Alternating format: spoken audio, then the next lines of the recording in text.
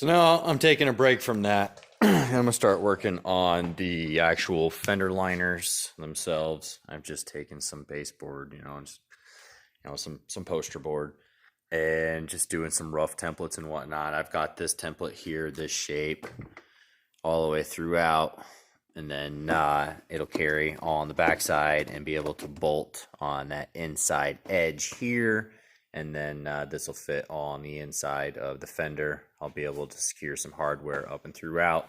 But at least I got this one piece trimmed up perfectly all throughout. And then now it's time to start on the front section and then finish this up and then go ahead and replicate on the other side. Okay, and with some careful trimming and placement, I've got the general shape and a good template. These are all going to be the inside edges that'll bolt on the inside here. That way I can fasten all of that. But generally, I have the shape of the liner that I'm looking for. I'm going to have to run this area here and stretch all this out with the English wheel. But other than that, it looks like everything's going to clear quite nicely. Basically, as the poster board replicates, if it has any high spots and whatnot, that's usually what the steel is going to do. So it gives you a general idea of what the metal is going to be like when you go to replicate this. So now I'm going to go ahead and untape all this, and then I can trace it all on some flat steel. And I can make a baller inside panel or inside filler panel. And know that it won't have any issues later down the road. We can throw rocks and whatnot, and it's not going to damage any of this lightweight panels, because that's the main thing that I'm really concerned with.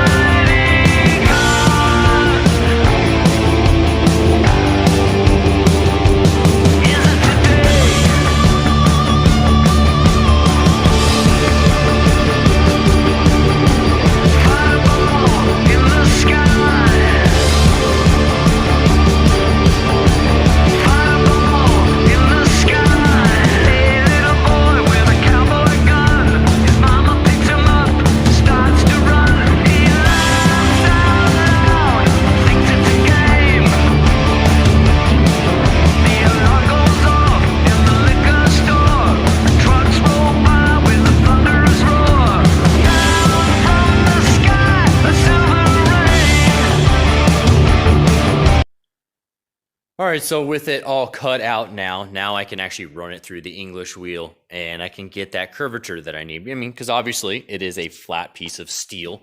It's pretty flimsy. I just went with some standard 18 gauge, which is, your standard sheet metal that you would normally build your car out of. It's very strong, it's very rigid, and obviously can take some abuse, which is really good.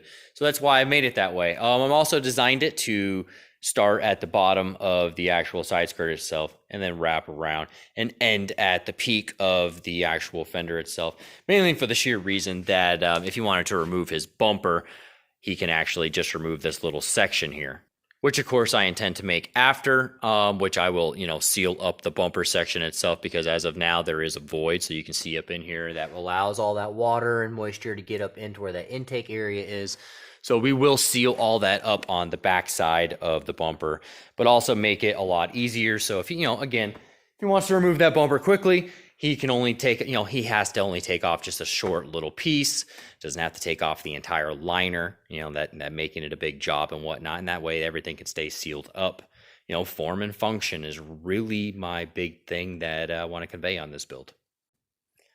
All right, so with that said, we're going to go ahead and we're going to grab this liner, and I'm going to pull all some stuff out of the way, and that way I can give myself some room so I can work with this wheel.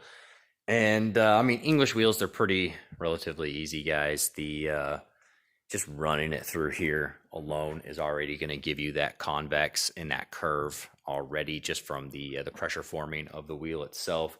So, I mean, I suggest that if you guys are wanting to get into any kind of metal work, or even playing at your home garage, at home, etc. If you want to do these things, then, by all means, I suggest that you invest in one of these. They're really fun to play with, actually. You'd be surprised at things that you can make with it.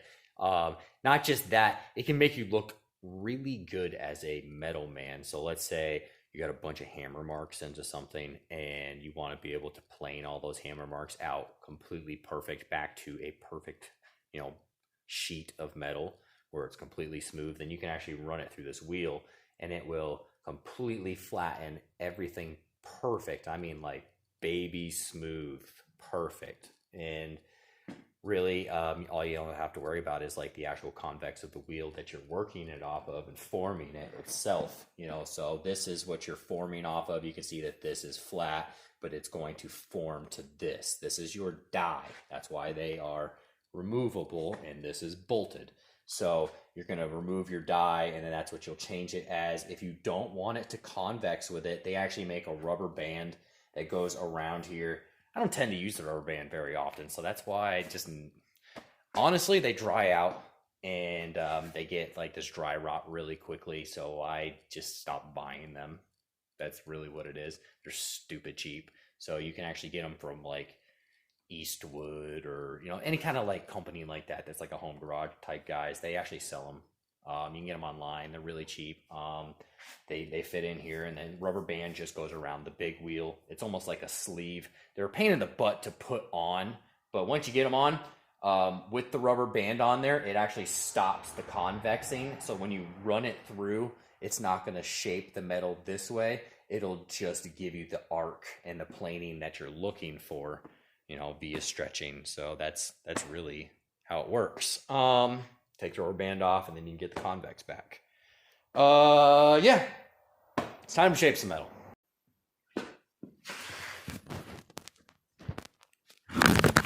Oh boy, come on, Bill.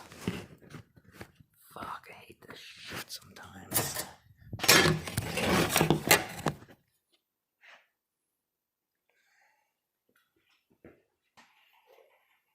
All right, I got everything all cleaned out. I'm going to go ahead and start working all this area. Pretty much this section here will be the part that will be on the inside. Bottom of the skirt is here and whatnot. So I know that a lot of this section here doesn't need to be form fit, doesn't need that curvature because a lot of this is straight. So I'm going to go ahead and just start probably like within this vicinity and then start rolling from there out, because I know that all of this needs a good curve and convex to it. So I'm going to go ahead and I'm going to start. Also, another thing too as well is this surface here is going to be on the inside of the fender. That's where that's mated. So I know that this needs to be as flat as possible. So I'm trying to generally stay out of this area as much as possible because I don't want that side to convex down. I need that to be flat so it actually sits in there nice. So I'm going to go ahead and give myself probably like 2 inches over, and then I'll stay over from there. So we'll start in about 2 inches over. That was pretty relatively easy going in, so we'll put a little bit more pressure on it, and then just kind of back and forth. I want to stop there, and then you pitch it off to the side to get over a little bit, and then you straighten back up, and then you can pull and follow your line, and then pitch it off to the side a little bit, move it to get it over onto that side, and then straighten it back out, and then you could work it again. Again, you're going to pitch it off to the side, go forward a little bit so that moves it over in that direction, and then you straighten it back out, and now you're over a little bit. And you do that every little bit. You just keep going and going and going, and it takes a little bit of time. You can rush it by force flexing it, but generally I just like to slowly work it.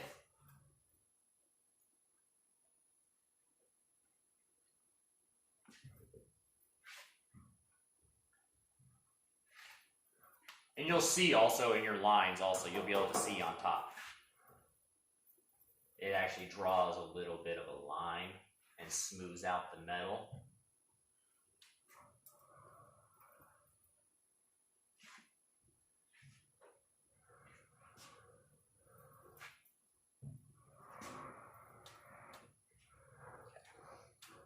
So I went slow the first time. Now I'm going to go ahead and just get her done.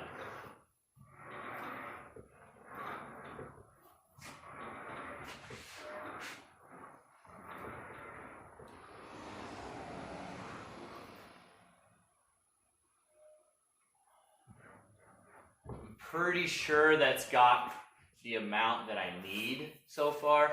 I'm going to go ahead and just follow through with the same amount of pressure that I did over here in this area. And just kind of finish it up.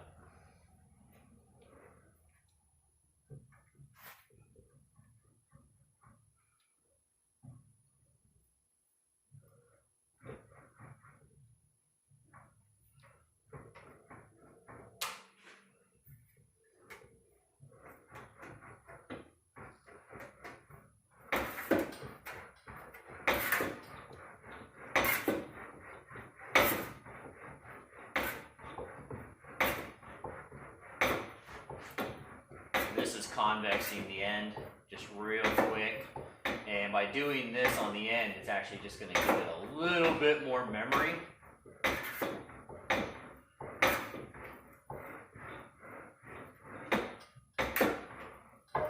can already generally see we're getting what we're looking for. I mean, that right there, just on gravity, that looks like very close to being money. You know, and I could probably fit it in there, which I'm going to do. I'm going to try and dry fit it and then see where we are, see if we need any more doming and flexing. I got a feeling this is the wheel well area, the wheel tub, stock wheel tub sits in this area, so I think I'm going to have to probably convex this area, probably a little bit more. I'm probably going to do that first right now. Might as well, and just do a little bit extra. I'm going to turn. Now we're going this way, and we're going to convex it. And we're going to put kind of a crown in this area so that it dimples into that, that wheel tub.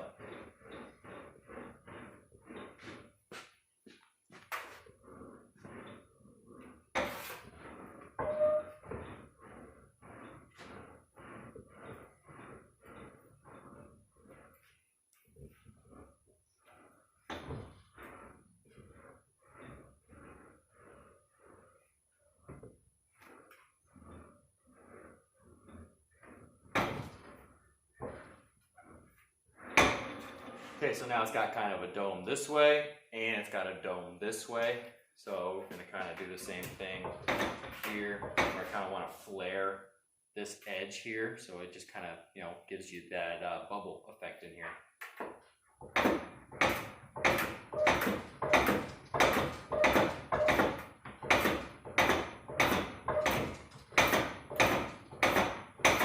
Sorry if this is boring. Probably is a little bit to watch it, but at least you get the idea of how long this process actually takes. I'm not going to film the whole process, but I mean, I'll tell you right now that this is just a rough idea you know, this is not going to fit in there perfect. I'm going to have to do some kind of metal manipulation, much more than this. I almost guarantee there's going to be much more English rolling. So obviously stay tuned for that and whatnot. But as of now, you can already see this is starting to convex down more because it's got that crown to it. So we're just going to go ahead and do the same thing and just work it around kind of in a circle, you know, just moving it around. And then we can, you know, and that's where you get that stretch and that dome in here.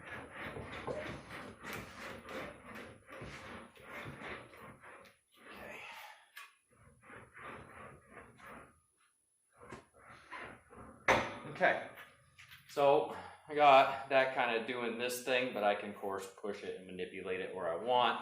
But you can generally see if I hold it this way, that this is where that fender is, and it's going to go into that wheel well. So it's got that convexing. It's already starting to flare. You can see it. So really slow, steady. It's getting there, but I'm pretty happy so far. I mean, you can already see right there, it's looking pretty good just on the general shape, and then this will be where that fender sits down, goes down to the side skirt. So it's looking pretty good. Let's go ahead and let's fit this. All right, drilled some Klinko holes, and I got everything all in. Everything fits really good.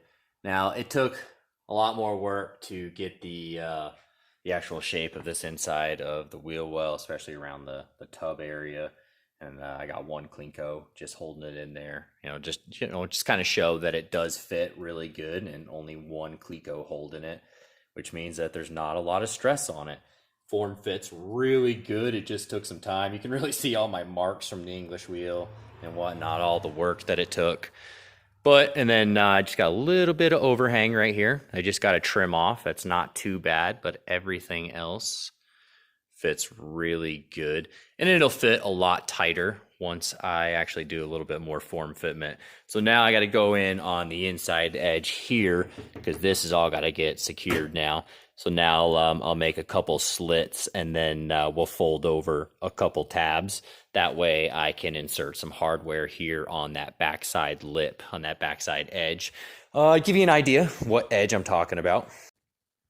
Over here on the driver's side, you can actually see, because I don't have the liner made yet, is this inside edge here. So I can actually put hardware through this. This is just two body panels that have been welded together and then seam sealed. That's how they build the car. This is this inner wheel well attached to this inner structure.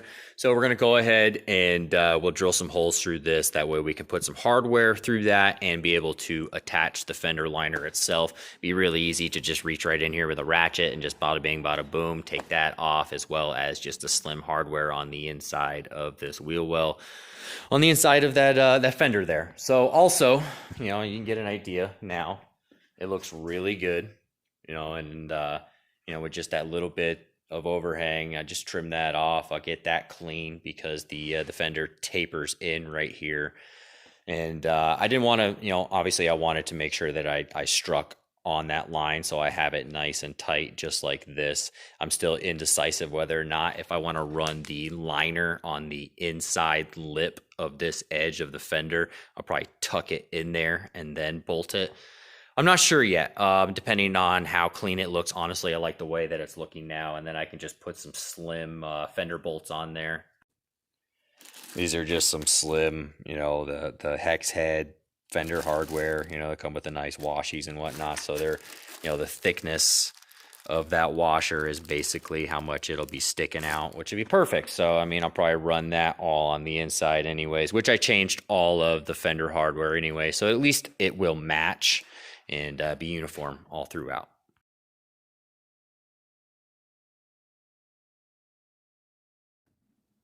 All right, so as you can see, I've got everything all cleaned up and whatnot. I've already drilled out all of the, this top outside layer. That way, leaving the backer on the inside to weld into. And we have nice solid plug welds all throughout. And then I'll be able to grind down all the plug welds, be able to finish this whole surface up, and then I can strike a line on the inside. I can trim majority of that excess away. and then be ready to go. Before we do any welding, we're going to have to disconnect the battery. Now I've got it charging, but I've got everything all disconnected off to the side so that there's no surge. I'm merely charging it because the battery is getting really low. And that's just the thing to do. So we're going to go ahead and grab the welding blankets. We're going to stretch them over the car itself. That way we don't do any damage to the vehicle with any welding slag, etc. Or even the worst case scenario, catch the car on fire, which is the worst scenario. So in this instance, what we're going to do now is cover this whole thing up, get it all ready, and then allow myself to melt some metal. And with the power of editing, I've got the entire car covered. We're ready to go. Got all the shielding and whatnot that I need, etc. And then kind of a little makeshift shield to go over the brake assembly here. Bada bing, bada boom. I'm ready to do some welding. All right, so now I got everything all welded up. You can see where all the plug welds are all throughout. It's kind of dark, sorry, bad lighting. But I got everything ground down pretty good. Now I'm just going to go ahead and go over this whole area with some polyester icing, so I can smooth it out, make it nice and smooth with the 180 grit. And then I can put it all in primer for him. That way he can drive this and it won't rot away and whatnot. But then he can put on the flares and then everything's all sealed up. He can take it home. Everything's good to go. Get it to the body shop. And then body man can take it from there. At least I helped him out. So by all means, I didn't have to do that. I didn't have to, and whatnot. But to me, it's kind of like a duh. If I'm in there, I'm going to put it in primer. I'm going to finish it up. Yeah, I said I wasn't going to do the body work. But if you're going to do something like that, finish the job. All right, I went over everything with 180 grit. Got it all smooth on the edge, as well as the other side. All feathered out. Now I can just put it in some primer. Seal this thing right up from the elements. And actually, the last final thing I'm going to have to do is just trim off a little bit of this access on the inside. But, as far as like fitment and clearance and whatnot, we have plenty of it. You really don't have to trim up that access. You could leave it, nice and cleaned up and just be done with it. But in this aspect, I just don't like the way it looks. Now, of course, during the entire process, I usually take pictures and I send the pictures out so that he knows exactly what's going on. And he was kind of freaked out a little bit. Did you double check clearance? Is it going to fit? And he's got a big wheel on there. He's got it wrapped up here on the floor right now. But it's a big tire, 11-inch wide, 18-inch rim on a 35 series tire. So it's like tall. So it's going to be a nice, comfortable ride. So he wanted to make sure that there was plenty of clearance, and he's just, kind of freaking out. So I made this little clip for him to ease his mind, and then after that, he said I could proceed. Okay, so I got 2x4 underneath it, so it'll stay high enough off the ground. I can get the jack out. This is on all lifted up off the ground. I just pulled the jack stand out. Now I'm ready to lower the actual jack itself.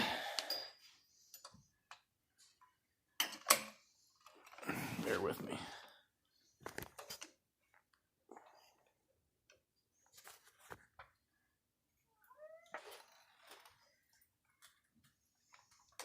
Okay, so that's all the way down. And that's how much clearance you have, dude. It's insane. See what I'm saying now? It's like... and you were worried. All right, well, that's how I clearance tires. That's how I do the wheel wells. I don't cut. I don't do pie cuts. I don't really even cut anything before I do any kind of metal manipulation. You got to see beforehand in the first upload that the liner, it sits really low on the arch and whatnot, so that's not being able to be utilized. So we had to make a new liner. You got to see that made. and whatnot. I mean, it's hours and hours of time doing something like that. I don't suggest you just go out and just buy yourself an English wheel unless you intend to actually use it. So with that said, I got to get everything in primer. I'm going to get that all sealed up. I got everything all feathered out. Everything's ready to go, ready for primer. So now all I got to do is seal all that up, and then, you know, bada bing, bada boom, do some trimming and whatnot. And then I have a nice short edge on the inside. I don't have any, you know, much overhang. And then we'll get in there with some seam seal with a, you know, factory OEM finish, and we'll actually seam seal the edge itself, because once we trim it, you know, it's not going to be sealed. Even if it's primed, guys, you're not finished, I promise you. So put some seam sealer in there. Make sure that that edge itself is not going to allow any kind of moisture, any kind of water to get in between the metal surfaces themselves. You know, we're just plug welded this together. That's how cars are put together. And then they are seam sealed over the edge. Seam seal the edge. If you guys are going to cut anything, seal it up. Put some freaking tape on there. Do something. I mean, it's probably the most ghetto fix you can probably do. I mean, like the worst of the worst. Don't do this. Don't do this. Now, hear me. If there's one thing you can learn from me, one thing. One. Stop using expanding foam to fill in holes. Stop! You aren't cool. You don't know what you're doing. That is for houses, man.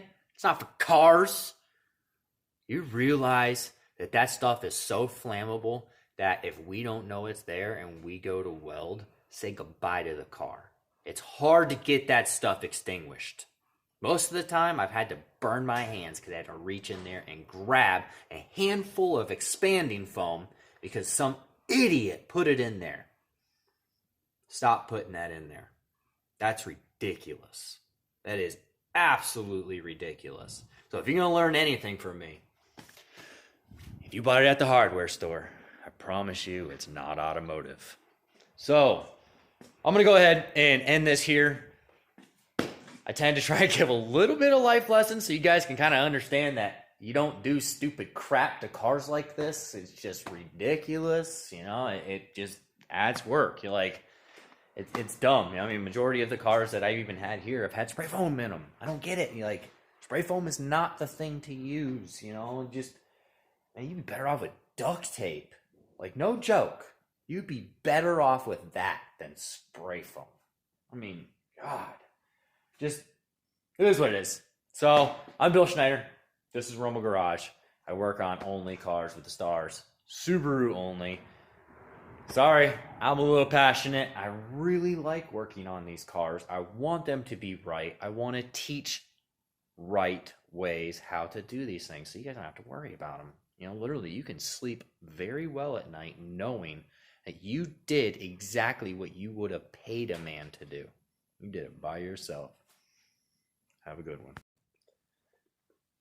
And now they are complete. All in primer. Everything looks pretty good. I mean, as best as I think they should be, at least.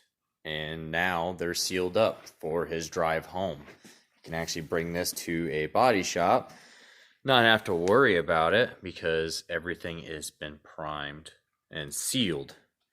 We know it's ready to go. So now that can get cured.